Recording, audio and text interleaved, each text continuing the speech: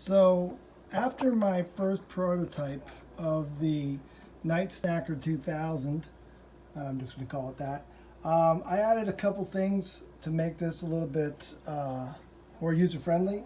First thing, I added a little more padding because I got hit by it a couple times and it didn't feel very good, so I added a little sock and some padding to that. That's the first thing I did.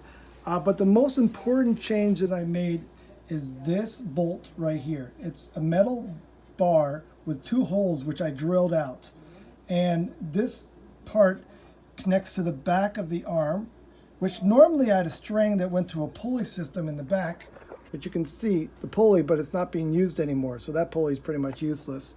And this is a much better system because of the rigid arm as opposed to a string. I can lock it right into place. I don't have to pull it taut. It doesn't stretch. So this metal bar is actually perfect. In here, I have this counter pin right here, and this pin will pull out on this pulley, and this string goes all the way down to the handle. And what you're going to notice, I'm going to show you the test that I did. Show you a built-in mechanical timer, which I'm pretty proud of because I got this finally to work.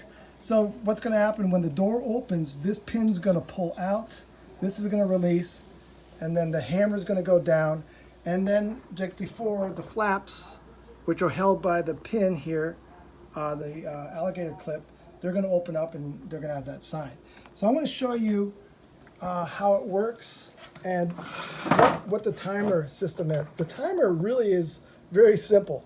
If you put this loop down where you make it taut and you open it, it's going to open up too prematurely. The hammer is going to come down on the door and not on your head. That's not the purpose.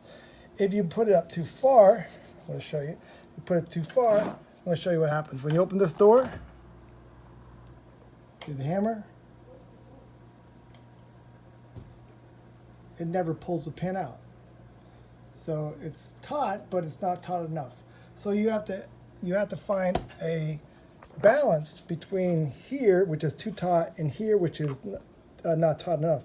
So I adjust it to about where I want it to be. I'll just get it right there. And again, you can kind of just field test this. And when it pulls out,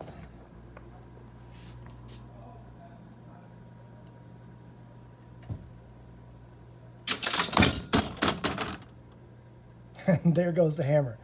And it doesn't hurt. I actually said I patted it down. So, and look at that, the sign popped out and it works. So guys, I hope you enjoy my final project.